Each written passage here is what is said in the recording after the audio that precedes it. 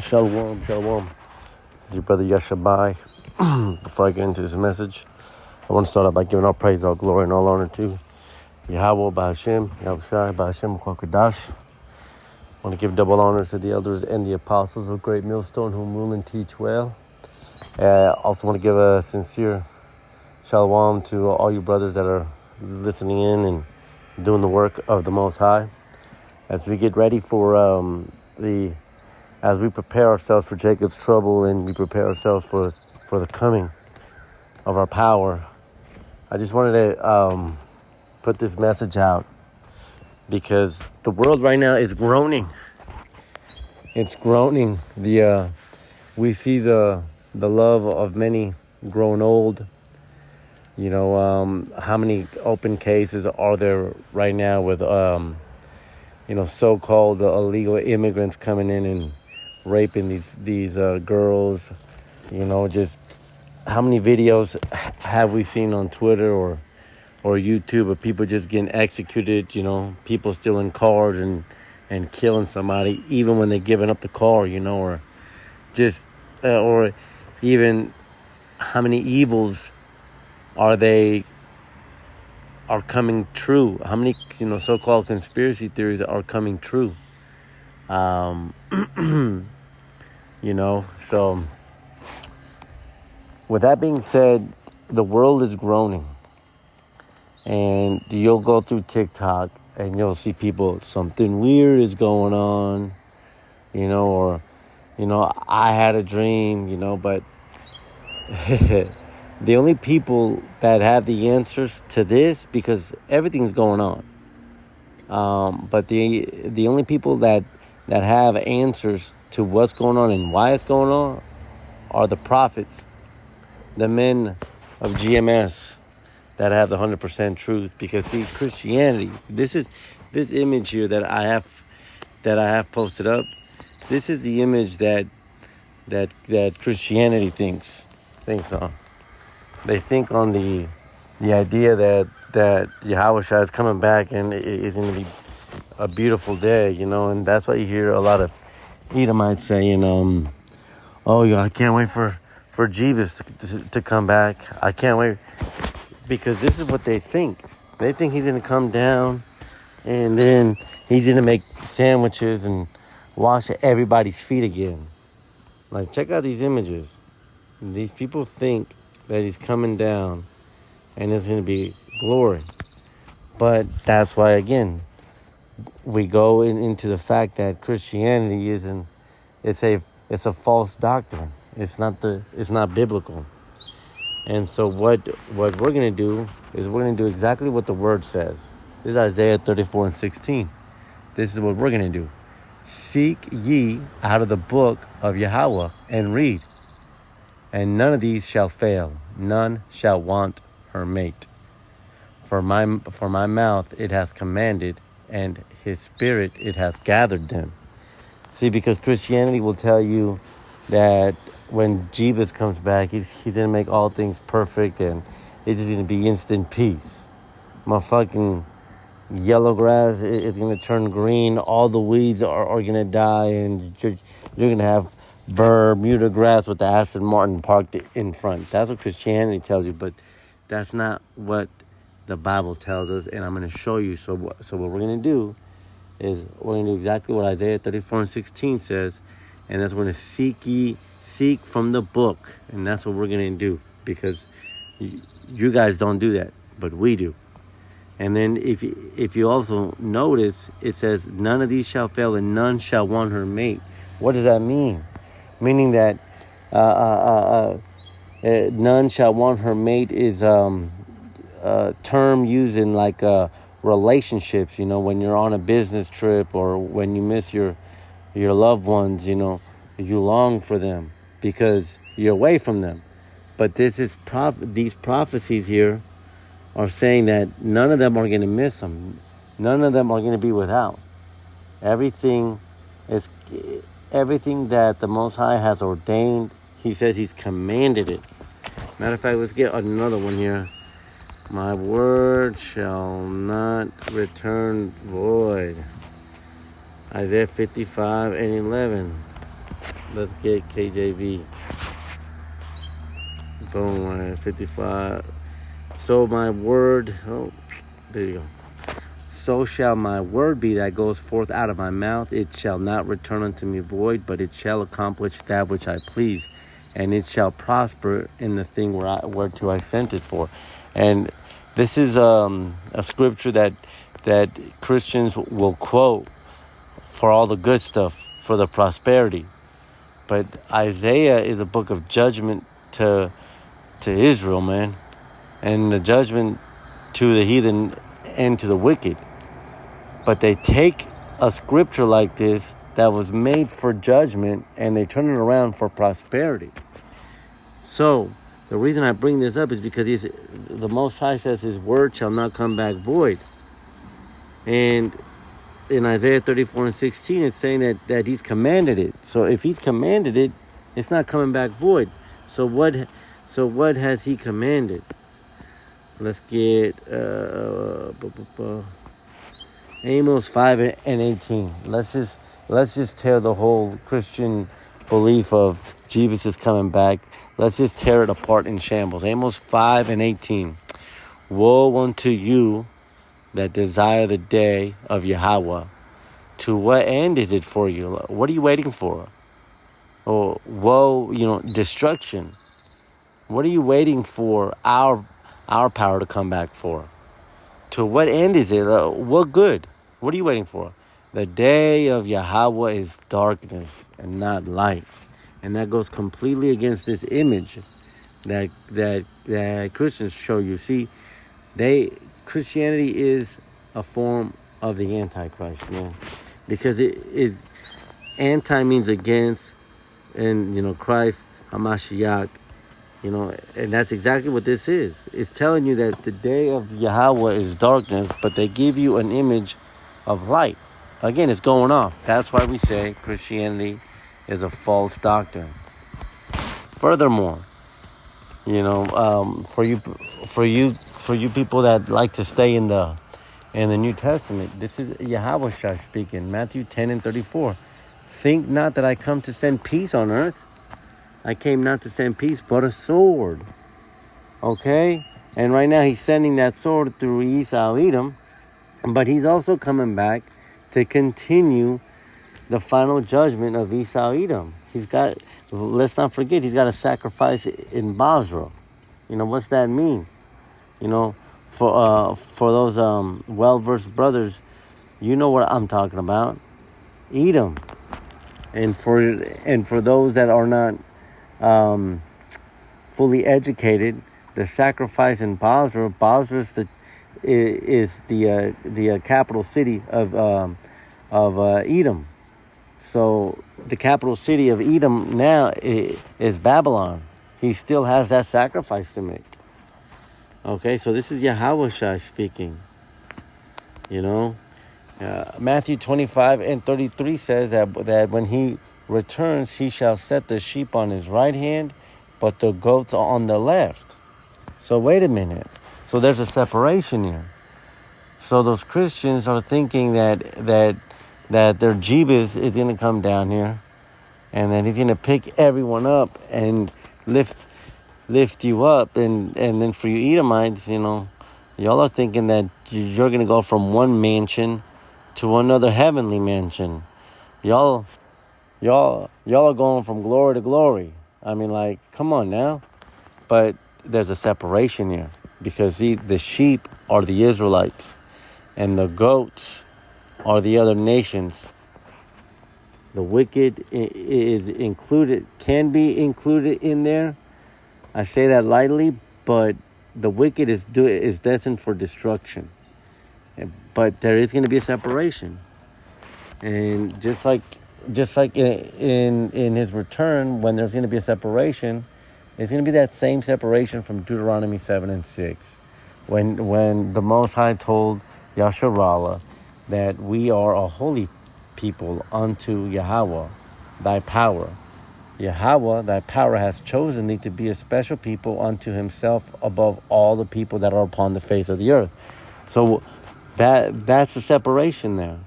That's the sheep and the goats. And how many parables are there of Yahushua talking about his sheep? You know, if one sheep goes astray, doesn't he go and leave the 99 and chase the one sheep? See, Christians will try to apply that for themselves, but you guys are goats. He said he would leave the 99 sheep for the other sheep. He's not leaving the 99 sheep for your goat, you know, for your billy goat ass. He's staying within the separation that the Most High set in Deuteronomy 7:6. So Yahushua, the one that you ignorantly call Jeebus, isn't coming back. He's not coming back to save you. He's coming back with the sword. This is 2 Ezra 16 and 70. For there shall be in every place and in the next cities a great insurrection upon those that fear the Most High. Let's get the next one. Hold on a minute.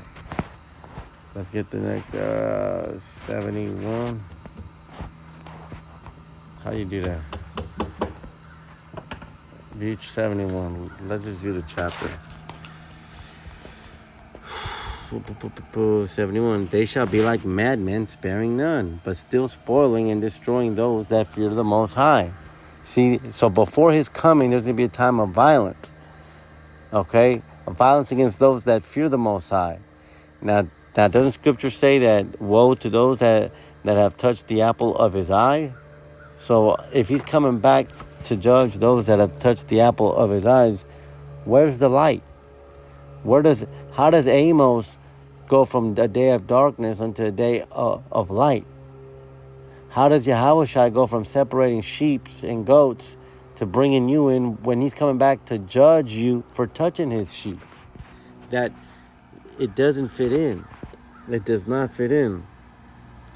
Let's get Matthew 24 and 6, because again, going back to what I originally mentioned, the world is groaning. We're about to enter World War III. There's so many so-called conspiracies that are coming out to be true, and nobody knows how to explain it but the prophets, because this was told to us. See, in the Christian doctrine, you're taught to believe that everyone is good, forgive everyone, and Caesar Borgia is coming back, and he's going to heal everything. But they don't tell, and so everybody's thinking that, and all these weak Christians, they don't know what to do with themselves. But Yahushua warned us about this. Matthew 24 and 6, and ye shall hear of wars and rumors of wars. See that ye be not troubled. See, everyone's freaking out, building these underground tunnels, leaving the country, just like somebody without self-control, like a freaking schizo. Y'all don't know what to do with yourselves. But we are calm. For all these things must come to pass, but the end is not yet. Why must they come to pass, though? Because Esau has to be taken out. That's why. See, but the Christian doctrine doesn't teach you about that. It tells you that everyone is going to go from glory to glory. But the war must come to pass. All right, it must come to pass. See, as prophets, as men of the Most High, we know that the word was given to us for a reason, because in the time of calamity, when all these people are going crazy, we have peace. This is 2 Ezra 9 and 1. He answered me then and said, measure thou the time diligently. And that's what we're doing. We're taking into account what's going on, and we're lining it up with Scripture. Yahushua said that there was going to be wars. Okay, well, that's why World War III is happening. Yahushua said that those that fear the Most High are going to be thrown into jails. Okay, so that's why that bill's passing. And that's exactly what we're doing. But y'all, when Christians and Catholics see this, you guys think, oh no, man, that's crazy. They can't do that. We gotta vote. We gotta prevent that. You're preventing the will of the Most High. So what does that make you? If you're against the will of the Most High, are you not the Antichrist? Because the Antichrist breaks down against Christ Hamashiach. You're against the Anointed One. You're against the anointed one when you go into that booth and you vote against these laws. Does not all power come from the Most High? Isn't that what the book of Romans tells us? Let's go ahead and take a break and we'll get that here. Let me see. All authority from KJV Romans. I think like 12 or 11, something like that. 13. Let's get that right here. Romans 13. Let every soul be subject unto the higher powers. Okay, and what are those higher powers? The commandments of Yahweh. And what are those commandments? Destruction and judgment. So let every soul be subject to destruction and judgment, for there is no power but of Yahweh. So all these bills that you're going and voting against, that's straight from Yahweh, according to Romans 13. The powers that be ordained are of the Most High. I mean, what more do you want? And yet here your dumbass is voting against them. We got to get old Joe out. Joe in the hole, got to go. You know, I'm voting for the convicted felon. I can't stand that shit, man. All these proud Edomites somehow I'm voting for a convicted felon. And like if they're proud of it. But yet in your application for you business owners, if somebody writes convicted felon, you're not, you think twice behind putting them behind a cash register. But, you know, for us it's different. You know, it's fucking ridiculous, man. I can't stand that shit, man. You know, I'm a felon myself, and so I've dealt with that personally, man. I can't tell you when I first got out. I spent exactly 30 days, man. I spent 30 days. I would wake up at 7 in the morning, man, and I would fill out job applications online. And, you know, from like 7 until 12, like nonstop, man, because, you know, I was used to my routine. So anyways, that was my new routine. I'd wake up, do applications, and then, you know, then I would eat lunch. And then after lunch, when I knew everybody else came back from lunch, I'd go into a shopping plaza. I'd park my car, and I'd go door to door. Hey, can I fill out a job application? Can I talk to a manager? I can't tell you how many times I was told, yeah, man, you're exactly what we need. But when they saw that I was a felon, oh, yeah, we can't have you here. Man, and I cannot tell you how disheartening that was, you know, because I had no money. I had been locked up, and I thought that this was it. I thought I was doomed to be a felon, doomed to be in the street life, man. And so I told myself, you know what, if I don't get a job in 30 days, I told myself, I said, look, if I don't get a job in 30 days, man, I'm done. I'm going to accept it as fate, you know. And, of course, this was wrong for me, you know, because man's goings are of the Most High. But I told myself that because there was many jobs that were paying good with benefits, and I couldn't get them because I was a felon. And so I've dealt with that firsthand. But yet we see this guy, he's a felon, and y'all love him. But when we're felons, y'all throw our applications away, man. So going back to these judgments, you know, all these laws that you're voting against the Most High, because all these laws are being put into the minds of these princes and kings and lawmakers by the Most High. Okay, so when you vote against them, you're voting against the Most High, man. Let's get back to 2 Ezra 9, man. So that's exactly what we're doing. We're measuring the time. And when thou see part of the signs pass, which I have told thee before, then shall you understand that it is the very same time wherein the highest will begin to visit the world which he made. And so when we see these things coming to pass, World War III, the mark of the beast, whether it's Neuralink or whether it's some other company, we don't have to be specific, all right? Y'all want exactly down to the last detail. Like, come on, man. You know, y'all motherfuckers want the exact detail. Oh, he said it was going to be Neuralink, but what about this other Chinese company? Come on, man. The prophecy still rings through. You know, whether Yahweh uses Elon Musk or whether he uses some damn chink, it's still going to ring through, man. But when we see these things coming through, we understand that, okay, that's what he was talking about. So we have a peace because we know this system has to fall. This system has to fall for us to come in into our true position of rulership.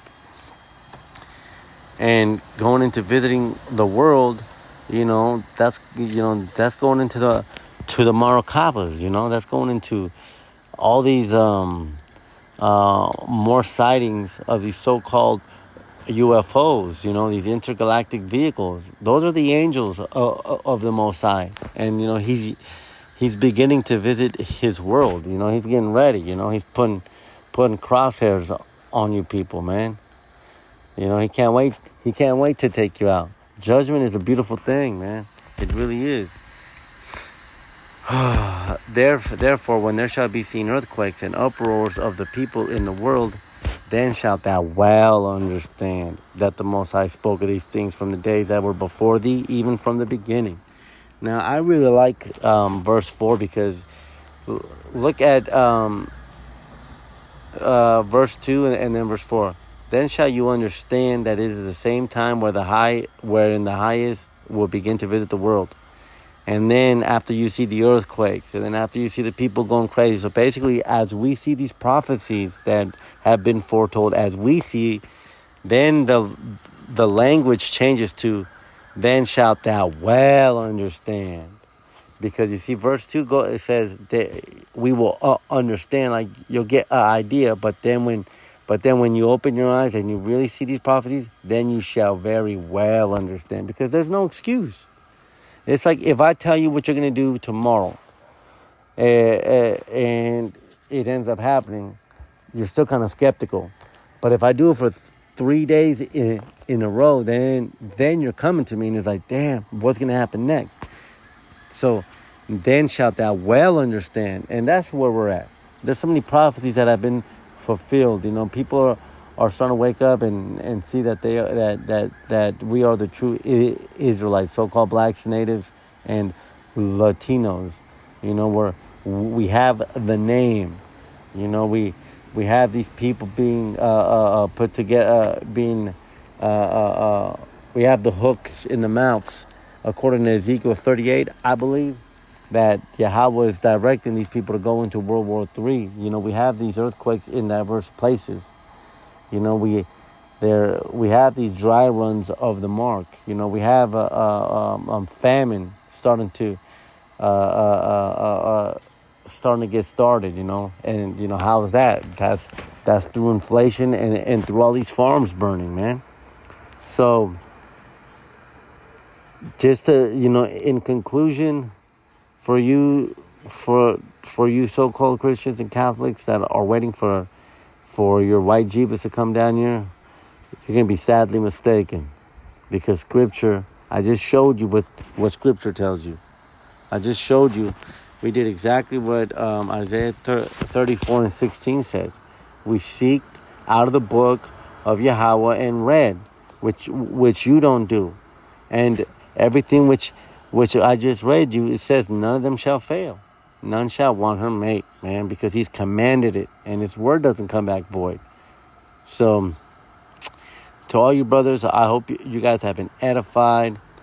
I want to send a sincere shalom to you guys, man. It really is a blessing that there are other brothers that subscribe to this, that we're calling on the name of the Most High. Matter of fact, let's get that, and then I'll close with that. Let's get Baruch 2 and 30, man, because this is exactly what's going on.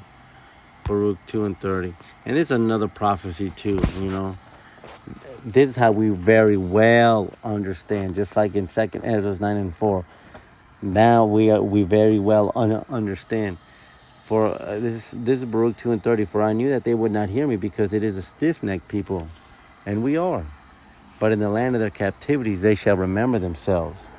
And we are in the land of our captivities, and we are remembering our heritage. We are the true Israelites, and shall know that I am the Most High, their power. Their power, or all of their power? Did he say all of the world's power? No. He said they will. So it's a specific group of people will remember themselves, and that specific group will remember that he is there. That's possessive. Their power. So again, You Christians thinking that Caesar Borgia is going to come back down and give you a Lamborghini and kill all the weeds in your lawn, you're sadly mistaken, because he's our power. Let's see. For I will give them a heart and ears to hear. And that's going into those that can hear this truth and accept this doctrine. If you can do that, he's given that to you. According to Ephesians 1 and 4, since the foundations of the earth, the elect has been sealed. And they shall praise me in the land of their captivity and think upon my name. And we have his name. It's not Shimmy Shimmy Yah, Shimmy Yah, Shimmy Yah. It's Yahweh. Yahweh Bahashem Yahweh Shah. Yahweh, in the name of Yahweh Shah, he delivers. And we are praising him. And return from their stiff neck and from their wicked deeds, for they shall remember the way of their fathers, which sinned before the Most High. And that's exactly what we are doing right now. We are remembering the ways of our fathers. So, let me see here. I got to wrap it up here. But, yeah, I'm going to go ahead and wrap it up. 34, and I will bring them again into the land which I promised with an oath unto their fathers, Abraham, Isaac, and Jacob. So there's that bloodline going back to that specific people again. And they shall be lords of it, and I will increase them, and they shall not be diminished. I will make an everlasting covenant with them to be their power, and they shall be my people, and I will no more drive my people of Israel out of the land that I have given them. Again, he gave you the answer to the questions. He's talking about the Israelites, man. So I hope you brothers have been edified. And with that, I say shalom. Shalom.